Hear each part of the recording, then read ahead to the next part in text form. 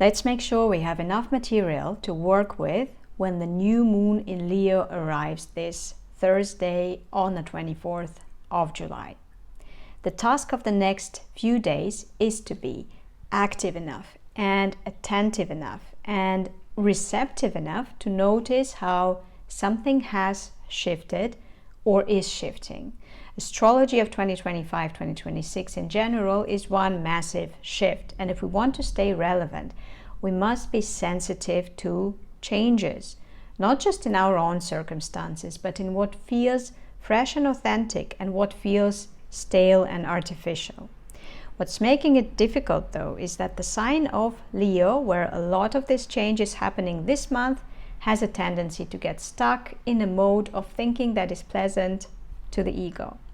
Nothing wrong with that in general. It helps us feel good about ourselves. Only this July, some revision is in place of whatever it is that makes us who we are. This is due to the fact that both Mercury retrograde, that is very much on right here, right now, and the upcoming transformative new moon of the 24th of July are happening in Leo, in this not very flexible sign that takes everything personally, that is so sensitive to how it makes it look.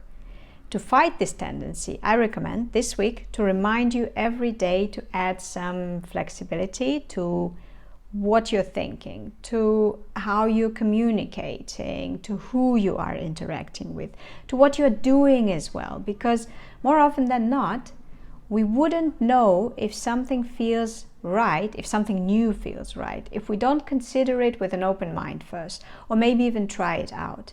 At this point, the task is not to find the final answer or to make a grand, meaningful commitment. It is to open your mind by asking questions, by considering alternatives, by trying things out. And try to be nice to people. Even if your first instinct is to defend your own position. The tempers may run hot these days, but this week, being curious and considerate and open-minded is the recipe for success, especially if it will allow you to see or think something that would have been unavailable to the more close-minded, know-it-all version of you.